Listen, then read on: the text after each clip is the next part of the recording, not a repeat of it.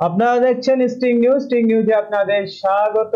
আপনাদের সঙ্গে আমি হালিম। এই মুহূর্তে আমি আছি লাইভে। আর আজকে যে আলোচনা নিয়ে আপনাদের সামনে আমি এসেছি সেটা হলো লোকসভা ভোটে নদিয়ার চাপড়া তৃণমূলের ভবিষ্যৎ ভাগ্য। এই নিয়ে আজকে আলোচনা করব। আপনারা জানেন যে কৃষ্ণনগর লোকসভার মধ্যেই পড়ছে চাপড়া বিধানসভা, এবং এই লোকসভায় একটা কথা সব সময় প্রচলিত আছে, সেটা হলো যে সংখ্যালঘু অধ্যুষিত একটা বিধানসভা চাপড়া। সেই চাপড়ার ভোটের রেজাল্টের ওপরেই কিন্তু নির্ভর করে কৃষ্ণনগর লোকসভা কেন্দ্রে কোন দল জিতবে, তৃণমূল, বিজেপি না জোট না অন্য কোনো দল, সিপিএম, কংগ্রেস, তারা জিতবে।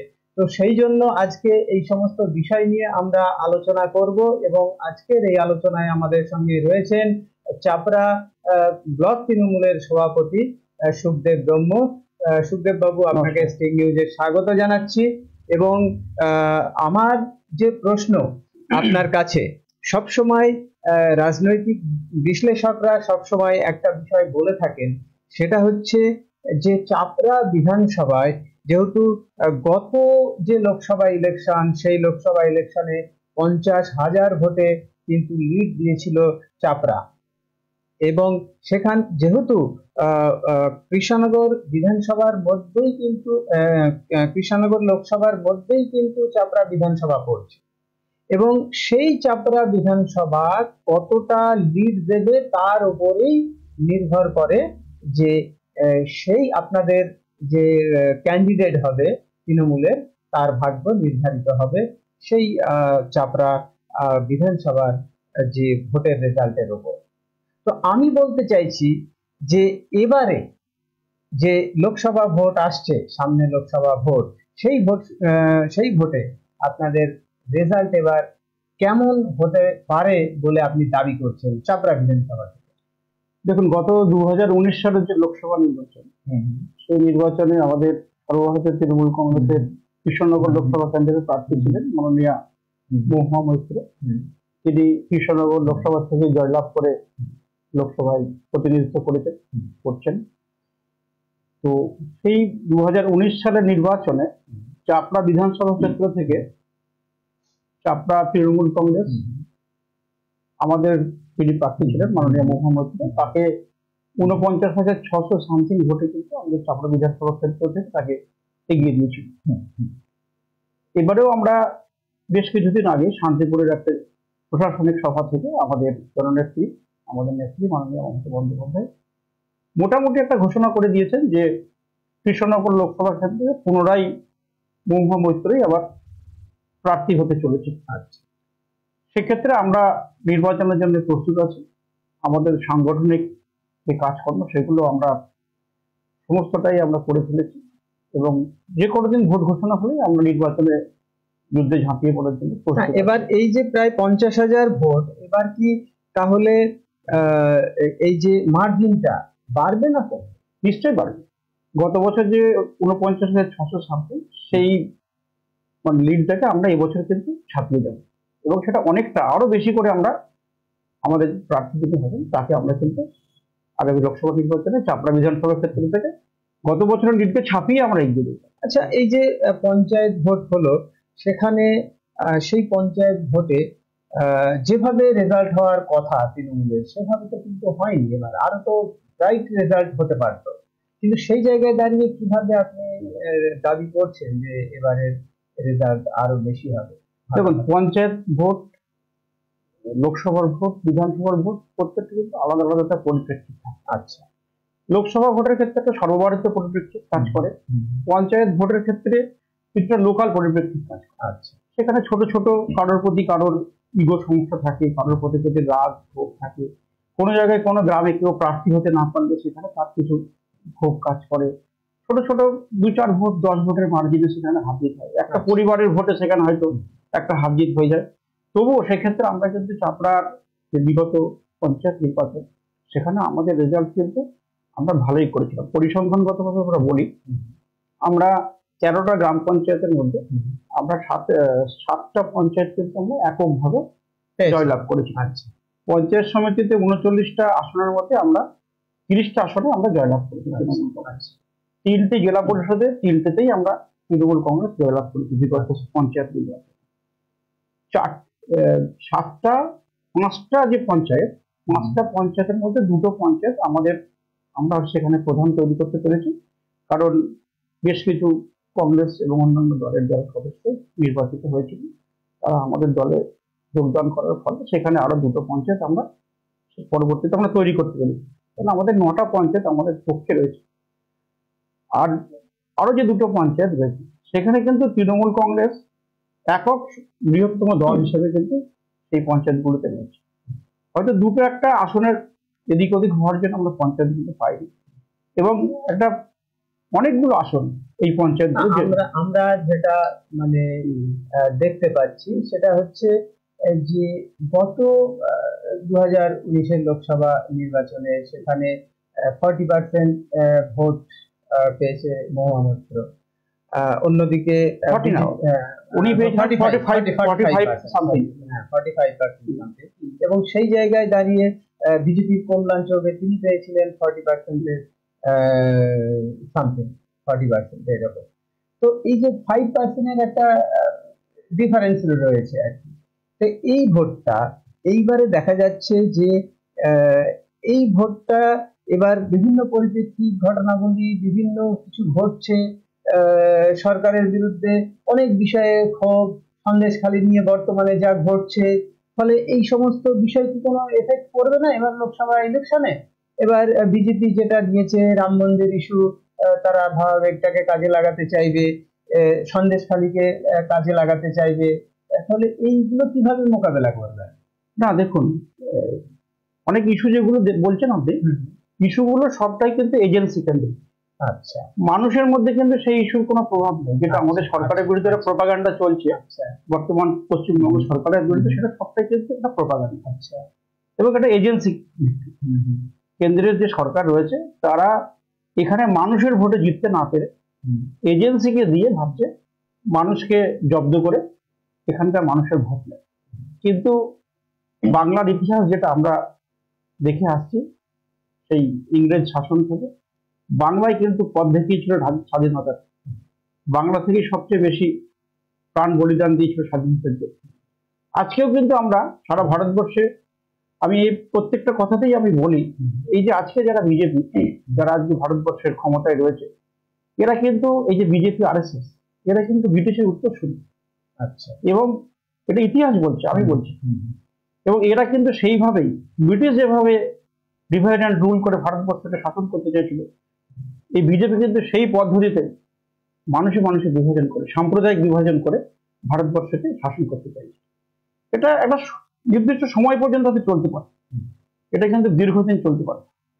এবার আপনি দেখবেন চাপড়া বিধানসভা, কৃষ্ণনগর লোকসভা ক্ষেত্রের মধ্যে চাপড়া বিধানসভা ক্ষেত্রে গত বছরের যে লিড ছিল সেই লিডকে আমরা নিশ্চিতভাবে ছাপিয়ে যাব, এবং সেই লিডটা আর বেশ কিছুটা বেড়ে যাবে।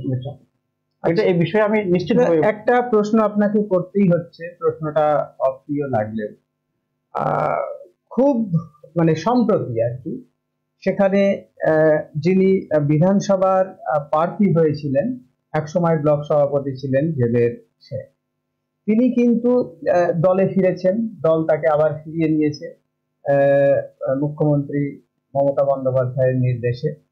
এবং রাজীব শেখ তিনিও দলে ফিরেছেন, সম্ভবত আপনাদের চাপড়া ব্লক তৃণমূলের ভাইস প্রেসিডেন্ট হিসেবে। তো এই যে সবার লোকসভা ভোটের আগে সবার যে একসঙ্গে সবাইকে নিয়ে এই যে চলার বার্তা তৃণমূল নেত্রী দিয়েছেন, এটা কি একটা বড় মানে আপনাদের কাছে একটা প্লাস পয়েন্ট? অবশ্যই। দেখুন, রাজনীতি সবসময় যোগের রাজনীতি, রাজনীতি বিয়োগের রাজনীতি না। মানুষ হয়তো ভুল করতে পারে, কিন্তু ইতিহাস বলে মানুষ ভুল থেকে শিক্ষা নিয়ে কিন্তু আগামী দিনে চলার পথকে প্রশস্ত করে। এবং আমাদের নেত্রী যে নির্দেশ দিয়েছে, যারা হয়তো অতীতে কিছু ভুল করেছিলেন সেই ভুলগুলোকে শুধরে নিয়ে আগামী দিনে নিশ্চয়ই দলের সঙ্গে থেকে তাদের সেই কাজ তারা করবেন, এবং এর ফলে তৃণমূল কংগ্রেস নিশ্চয়ই চাপড়াই আরো শক্তিশালী সমৃদ্ধ। বিভিন্ন সময় আমরা দেখেছি সংবাদ মাধ্যমে যে চাপড়া তৃণমূলের গোষ্ঠীদ্বন্দ্ব, কখনো রূপবানুরের সঙ্গে রাজীব শেখের, কখনো রূপবানুরের সঙ্গে রূপবানুর রহমানের সঙ্গে জেবেরের, অন্যদিকে আহ, আপনাদের সঙ্গে একটা সংঘাত বিভিন্ন সময়ে সংবাদ মাধ্যমে উঠে আসে সেই গোষ্ঠীদ্বন্দ্বের কথা। এইবার লোকসভা ভোটের আগে সবাই একত্রিত হয়ে কি এক মঞ্চে মানে দেখা যাবে? মানে রূপবানুর রহমান, এক সময় তো রূপবানুর রহমান এবং যেটা মুহাম্মদপুরের মানে মধ্যে একটা দ্বন্দ্ব বিভিন্ন সময় আমরা মিডিয়াতে খবর দেখেছি, আমরা সেই সমস্ত খবর করেছি। ফলে আমি বলতে চাইছি যে রূপবানুর রহমান, মহুয়া মৈত্র, জেবের, রাজীব, সুখদেব ব্রহ্মকে কি এক মঞ্চে দেখা যাবে লোকসভা ভোটের আগে? দেখুন, দল যেভাবে নির্দেশ দেবে, আমরা তো দলের সৈনিক মাত্র। মমতা ব্যানার্জি আমাদের নেত্রী, আমাদের চাপড়ার ক্ষেত্রে আমাদের বিধায়ক রূপবানুর রহমান আছেন, এবং তিনি শুধু বিধায়কই নয়, এই মুহূর্তে নদিয়া উত্তর সাংগঠনিক জেলা তৃণমূল কংগ্রেসের চেয়ারম্যানও বটে। এবং এই যে গোষ্ঠী দ্বন্দ্ব কি, এটা আপনাদের, আপনি বলছেন সংবাদ মাধ্যমে দেখা যায়, ওটা সংবাদ মাধ্যমের বিষয়, এটা নিয়ে আমি কোনো মন্তব্য করব না। সংবাদ মাধ্যম কিভাবে কোন সংবাদ করবে সেটার মধ্যে আমার ইন্টারফেয়ার করার কোনো প্রয়োজন নেই, সেটা তাদের নিজস্বতা অবশ্যই থাকবে, সেখানে আমাদের রাজনৈতিক ব্যক্তিদের সেখানে কোনো ইন্টারফারেন্স নেই। তবে এইটুকু বলতে পারি, চাপড়া বিধানসভা কেন্দ্রে আমাদের যিনি চেয়ারম্যান, আমাদের যিনি বিধায়ক রূপবানুর রহমান, তার নেতৃত্বে দল ঐক্য। মানে আপনারা, মানে এই যে সামনে লোকসভা ভোট, তার মানে আপনি বলতে চাইছেন যে আপনারা দলের অনুগত সৈনিক, দল যেভাবে নির্দেশ দেবে আপনারা দলের মধ্যে থেকেই সেইভাবে আপনারা নির্দেশ পালন করবেন। সেখানে কোনো ব্যক্তি, চাপড়ার কোনো ব্যক্তি, কারো ব্যক্তিগত ইমেজ সেখানে ম্যাটার করবে না। তাহলে চাপড়ায় যে ভোটটা হবে সেটা কাকে দেখে ভোটটা হবে? অবশ্যই মমতা ব্যানার্জিকে দেখে, মমতা ব্যানার্জিকে দেখে তো ভোট হবে। আচ্ছা, শুধু চাপড়াই কেন, সারা পশ্চিমবঙ্গেই তো মমতা ব্যানার্জিকে দিতে হবে। এবং চাপড়ার মানুষ জানে এই যে সাম্প্রদায়িক বিজেপি, এই বিজেপিকে একমাত্র রুখতে পারে মমতা ব্যানার্জির নেতৃত্বে তৃণমূল কংগ্রেস। আচ্ছা, এবং আপনি প্রথমেই বলেছেন চাপড়া কিন্তু সংখ্যালঘু অধ্যুষিত এলাকা, আপনার বক্তব্যের মধ্যে এসেছে। এবং চাপড়ার যে সংখ্যালঘু মানুষ, তারা মমতা ব্যানার্জিকে বিশ্বাস করে, তারা জানে মমতা ব্যানার্জি এই কমিউনাল ফোর্সের বিরুদ্ধে সর্বোচ্চ লড়াইটা দিয়ে চলেছে, এবং আগামী দিনেও মমতা ব্যানার্জির নেতৃত্বে আমরা যারা তৃণমূল কংগ্রেসের সৈনিক, যারা কর্মী, তারা কিন্তু এই সাম্প্রদায়িক কমিউনাল ফোর্সের বিরুদ্ধে আমরা কিন্তু আমাদের শেষ রক্তবিন্দু দিয়ে আমরা কিন্তু এই লড়াইটা দেব। যদি আপনাকে প্রশ্ন করি যে চাপড়ার মানুষ তৃণমূলকে ভোট কেন দেবে? চাপড়ার মানুষ তৃণমূলকে ভোট দেবে, দেখুন, একটু প্রথমে বলে গেলাম যেটা, একটা মমতা ব্যানার্জির যে বিশ্বাসযোগ্যতা সর্বভারতীয় রাজনৈতিক ক্ষেত্রে, তার বিশ্বাসযোগ্যতাকে মানুষ অলরেডি বিশ্বাস করেছে। কারণ এর আগেও আমরা জানি, একটু যদি পিছন দিকে ফিরে যাই, যখন তৃণমূল কংগ্রেস তৈরি হয়েছিল 1998 সালে, তখনও কিন্তু মানুষ বিশ্বাস করেছিল যে সিপিএম কে হারাতে পারে একমাত্র মমতা ব্যানার্জি। আচ্ছা, এবং তখন কংগ্রেসের থেকে কিন্তু মমতা ব্যানার্জিটা পারেননি, তাই জন্য তিনি তৃণমূল কংগ্রেস তৈরি করেছিলেন, এবং তিনি কিন্তু সফল হয়েছেন। মানুষের সারা পৃথিবীর ইতিহাসে একটা ব্যতিক্রমী বিষয় তিনি কিন্তু করে দেখিয়েছেন।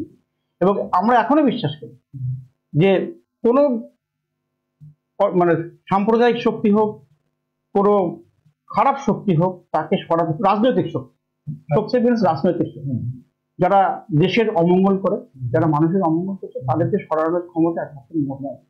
আচ্ছা, এবং মমতা ব্যানার্জির প্রতি মানুষের এই যে বিশ্বাস, তার যে বিশ্বাসযোগ্যতা, এইটা দেখেই কিন্তু মমতা ব্যানার্জিকে মানুষ ভোট দেয়।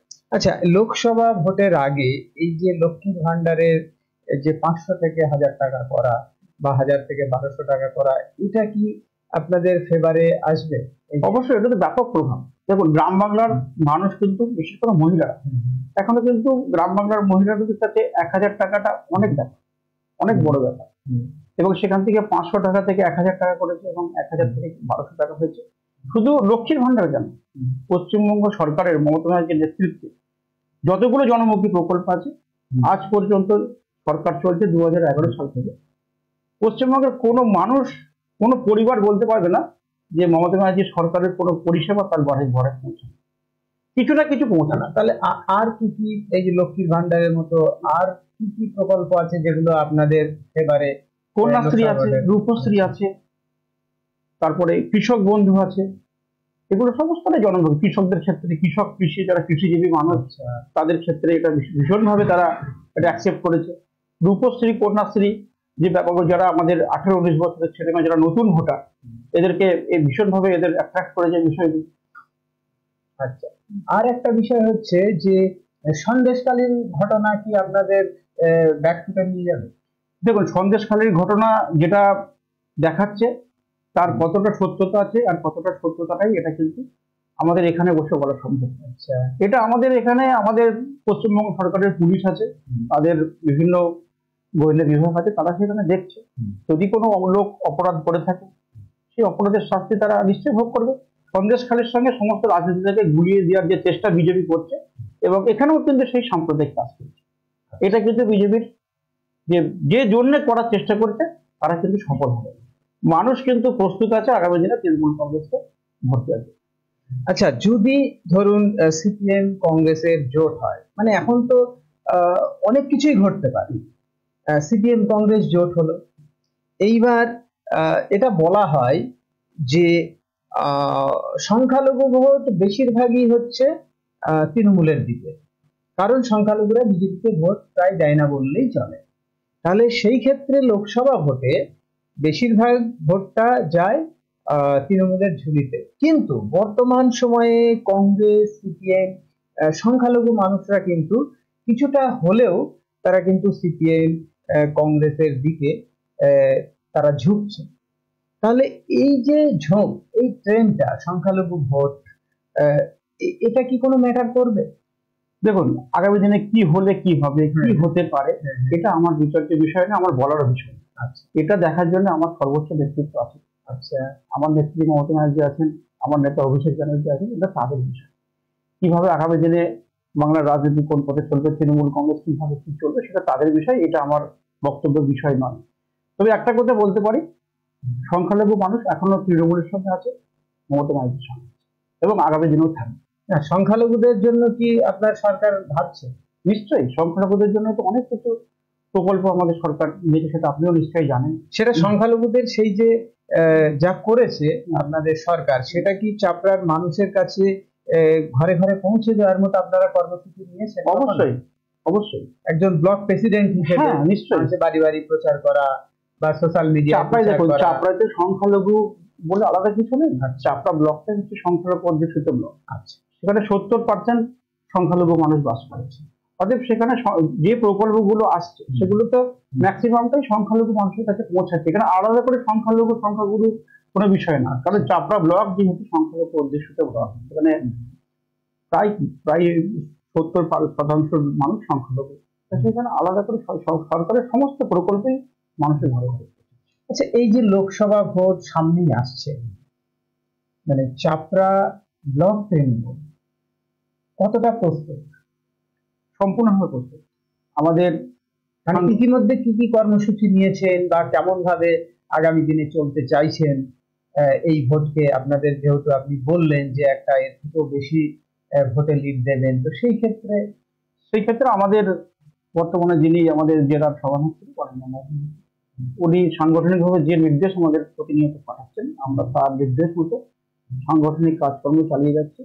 আমাদের সাংগঠনিক একটা নির্বাচনকে পরিচালনা করতে গেলে যে বিষয়গুলো সব থেকে বেশি জরুরি, বুথ কমিটিকে শক্তিশালী করা, বুথ কমিটিকে আরো বেশি করে মজবুত করা, সেই কাজ আমরা ইতিমধ্যে শেষ করে দিয়েছি, এবং ছোট ছোট মিটিংও আমাদের বুথ ভিত্তিক চলছে, এবং এর প্রবণতা আগামী দিনে আরো বাড়বে। অতএব কালকে যদি নির্বাচন ঘোষণা হয়, আমরা সম্পূর্ণরূপে প্রস্তুত আছি। কিন্তু একটা জিনিস আপনি বলুন, সেটা বিরোধীরা কিন্তু সবসময় অভিযোগ করে থাকে যে বিগত লোকসভা ইলেকশনেও কিন্তু একটা অভিযোগ উঠে এসেছিল যে চাপড়া ব্লক তৃণমূলের একমাত্র হাতিয়ার হচ্ছে সন্ত্রাস, সন্ত্রাস ছাড়া তারা কিন্তু এত ভোটে লিড দিতে পারে না। তাহলে বিরোধীদের যেটা অভিযোগ সেটা হচ্ছে যে তাদেরকে 50,000 ভোটের উপরে লিড দিতে গেলে তাদেরকে আরো সন্ত্রাস বাড়াতে হবে। এর জবাবে কি বলবেন? দেখুন, এটা তো বিরোধীদের অপপ্রচারটা থাকবে, যখন তাদের কাছে কোনো সংগঠন থাকে না, মানুষ থাকে না, যখন তারা হেরে যায়, তখন এই সন্ত্রাসের তত্ত্ব খাড়া করে। এটা সব জায়গাতেই একই সিস্টেম, চাপড়াতেও করছে। খুব সম্প্রতি পঞ্চায়েত নির্বাচন হয়েছে, আপনারা যারা আছেন আমাদের সাংবাদিক বন্ধুরা সবাই চাপড়ার পঞ্চায়েত নির্বাচন কভার করেছে।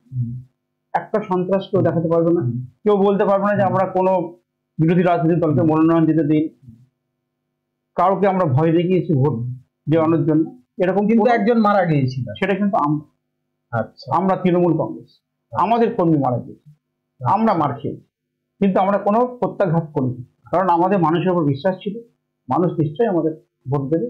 মানুষ কিন্তু ভোট দিয়েছে, এবং জেলা পরিষদ ভিত্তিক আপনাকে বলি, এত সুষ্ঠু নির্বাচন হয়েছে, জেলা পরিষদ ভিত্তিক যে আমাদের নির্বাচনী ফলাফল এসছে আমাদের কাছে, সেখানে আমরা কিন্তু এই ভারতীয় জনতা পার্টি থেকে প্রায় 60,000 ভোটে এগিয়ে আছি। আচ্ছা, আমরা জাতীয় কংগ্রেস থেকে 72,000 ভোটে এগিয়ে আছি, আমরা সিপিএম এর থেকে প্রায় 70,000-এর কাছে ভোটে এগিয়ে আছি। এটা জেলা পরিষদ ভিত্তিক যে ফলাফল হবে, এবং আমরা মানুষকে বিশ্বাস করি, মানুষের উপর আমরা ভরসা করি। মানুষ নিশ্চিতভাবে মমতা ব্যানার্জির নেতৃত্বে যে তৃণমূল কংগ্রেসের সরকার চলছে তার উন্নয়ন, সর্বোপরি আমাদের চাপড়া বিধানসভা কেন্দ্রের যিনি বিধায়ক, তিনিও প্রচুর উন্নয়নমূলক কাজ চাপড়ায় করেছেন। তার বিধায়ক তহবিল থেকে শুরু করে সরকারের কাছ থেকে বিভিন্ন কাজ তিনি নিয়ে এসছেন। চাপড়ায় ITI কলেজ হয়েছে, চাপড়ার মতো জায়গায় গভর্নমেন্ট কলেজ হয়েছে, চাপড়ার স্বাস্থ্যকেন্দ্রকে আমাদের মাননীয় সাংসদ তার সাংসদ তহবিলের অর্থ থেকে ঢেলে সাজিয়েছেন। বিভিন্ন রাস্তাঘাট সাংসদ তহবিল থেকে হয়েছে, বিধায়ক তহবিল থেকে হয়েছে। সর্বোপরি আমাদের পঞ্চায়েত সমিতি আছেন, বিগত দিনেও আমাদের পঞ্চায়েত সমিতি তাদের গ্রাসরুট লেভেলে কাজ করেছে, গ্রাম পঞ্চায়েত গ্রাসরুট লেভেলে কাজ করেছে। বিভিন্ন উন্নয়ন, পরিকাঠামোগত উন্নয়ন, মানুষের কাছে যে পরিষেবা পৌঁছে দেওয়া, সবটাই কিন্তু আমাদের সরকার এবং আমাদের পঞ্চায়েত সমিতি, জেলা পরিষদ এবং সর্বোপরি আমাদের যিনি আমাদের সাংসদ, যিনি আমাদের বিধায়ক, তিনি কিন্তু সবসময় তারা মানুষের কাজ করে চলেছেন।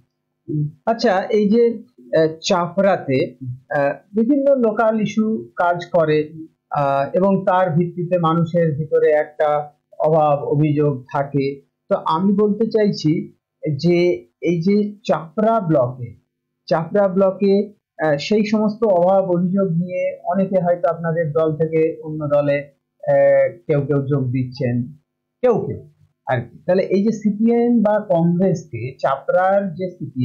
চাপড়ার যে কংগ্রেস, সংখ্যালঘু মানুষরা যারা কংগ্রেস করছে, সিপিএম করছে, তাদের তো একটা ভোট ব্যাংক আছে।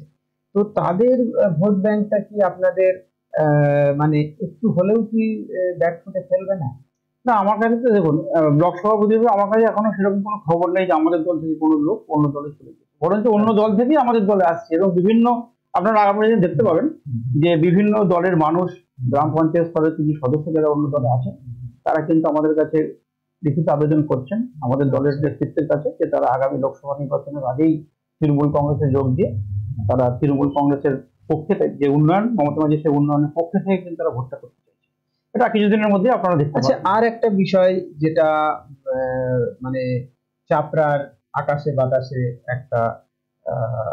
একটা গুঞ্জন চলছে যে আপনাদের যে পঞ্চায়েত গুলো আপনাদের ফেভারে নেই, কয়েকটা পঞ্চায়েত আসতে পারে আপনাদের, মানে আপনাদের যে ক্ষমতায় চলে আসতে পারে, অনেকেই যোগ দিতে চাইছেন, এরকম একটা খবর। এটা ক্রমশ প্রকাশ্য, এটা স্টুডিওতে না বলাই ভালো। এটা ক্রমশ প্রকাশ্য। তবে আগামী দিনে তাহলে আপনার হাসি দেখে বুঝতে পারছি যে আগামী দিনে হয়তো, যেহেতু এখানে অনেক কিছুই রাজনৈতিক পরিবর্তন, অনেক কিছুই হচ্ছে, অনেক অসম্ভব সেটা সম্ভব হচ্ছে, ফলে সেটা আগামী দিনে ঘটতে পারে।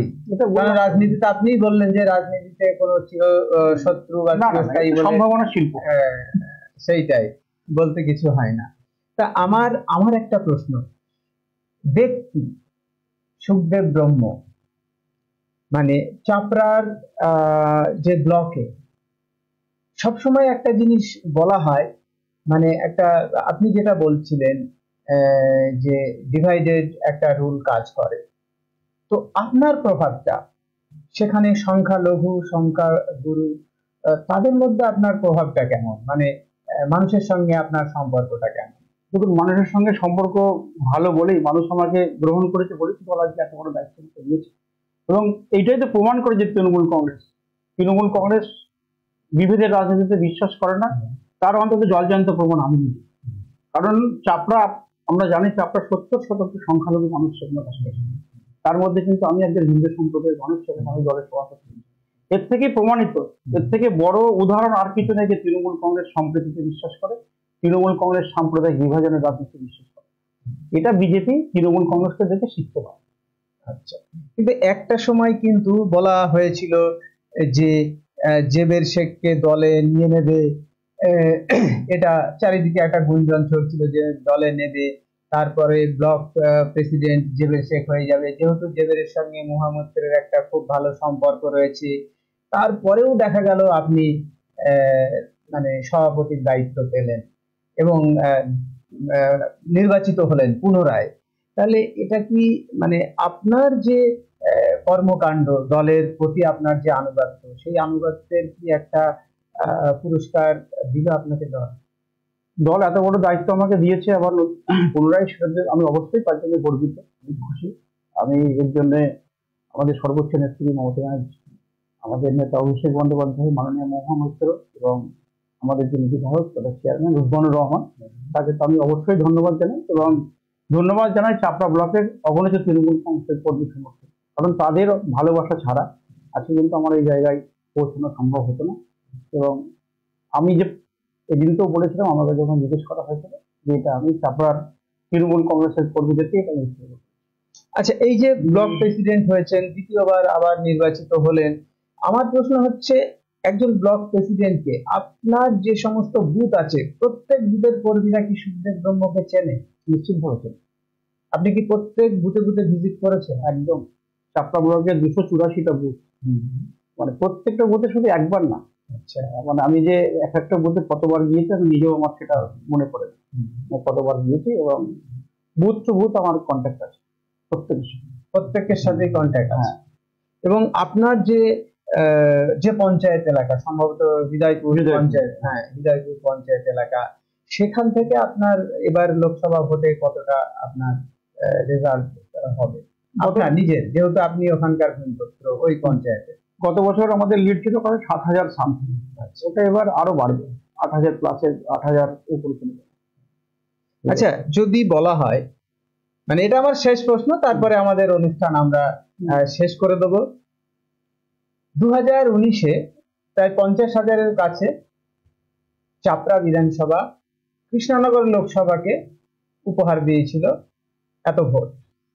এইবার সুখদেব ব্রহ্ম ব্লক প্রেসিডেন্ট হিসেবে লোকসভা কেন্দ্রের যিনি প্রার্থী হবেন, ইতিমধ্যে ঘোষণা করে দিয়েছেন যে মহামৈত্রই প্রার্থী, যদি অঘটন কিছু না ঘটে তাহলে মহামৈত্রই প্রার্থী হচ্ছেন, সেটা ঘোষণা করেই দিয়েছেন আগে তৃণমূল নেত্রী মমতা বন্দ্যোপাধ্যায়।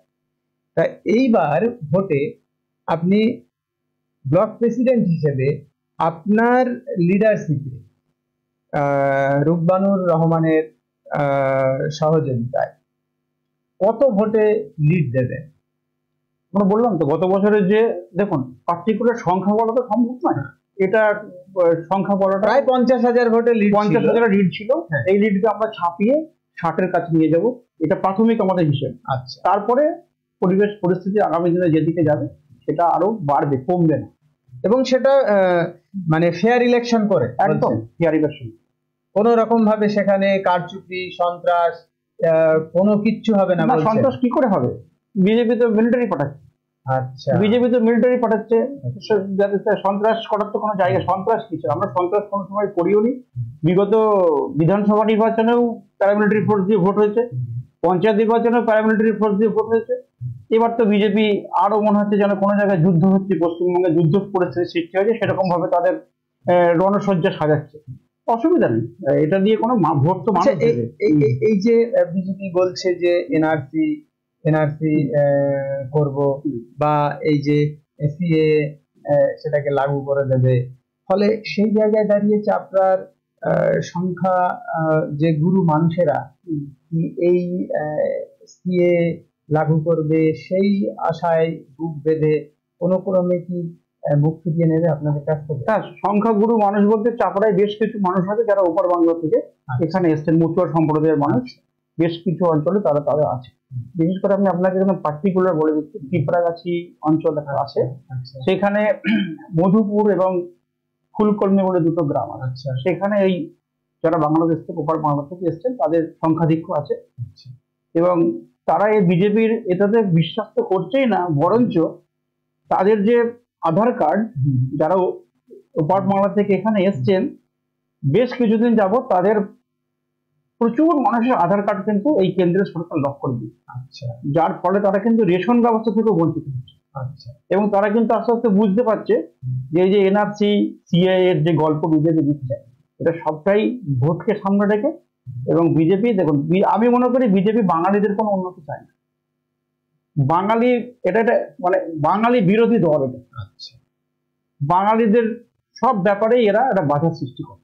আজকে মমতা ব্যানার্জি বঙ্গ থেকে গিয়ে দিল্লির রাজনীতিতে তার যে বিস্তার, রাজনৈতিক বিস্তার তিনি করছেন, এটা বিজেপি পছন্দ করছে। এবং তাই জন্য আজকে তৃণমূল কংগ্রেসকে বিভিন্নভাবে হেনস্থা করছে, বাংলার মানুষকে হেনস্থা করছে। তো বাংলার মানুষকে হেনস্থা করলে বাংলার মানুষ তো চুপ করে বসে থাকবে না। আমি তো এর আগেও বললাম, ব্রিটিশকেও জবাব দিয়েছিল এই বাঙালিরা। সেই সময় নেতাজি সুভাষচন্দ্র বসু বলেছিলেন দিল্লি চলো। আবার আজকে আমরা এই বিজেপির দ্বারা পরাধীন হচ্ছি ভারতবর্ষে। আবার একজন বাঙালি মহিলা ডাক দিতে দিল্লি। তা আগামী দিনে কিন্তু সেই দিল্লিতে দেখা হবে। বন্ধুরা যেন প্রস্তুত থাকে, মমতা ব্যানার্জির নেতৃত্বে ওই দিল্লির মসনদে একটা আবার নতুন ভোরের সূচনা।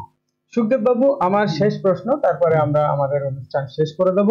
সেটা হচ্ছে যে লোকসভার যে প্রস্তুতি, সমস্ত দলই কিন্তু এখন থেকে নিতে চলেছে এবং নিচ্ছে, এবং সেই নিয়ে তারা বিভিন্ন রকম কর্মসূচিও অলরেডি কিন্তু শুরু করে দিয়েছে। তো আমরা বলতেই পারি যে লোকসভার ঘন্টা বেজে গেছে। তো মানে যেহেতু আমরা এই অনুষ্ঠানটা করছি, একটা সুযোগ রয়েছে যে আপনার মানুষের সঙ্গে একটু কমিউনিকেট করার। লোকসভা ভোটের এই যে প্রাককালে চাপড়ার মানুষকে কি বলবেন, একটু ক্যামেরার দিকে তাকিয়ে। সমস্ত চাপড়াবাসীকে ধন্যবাদ, সালাম, নমস্কার, প্রণাম।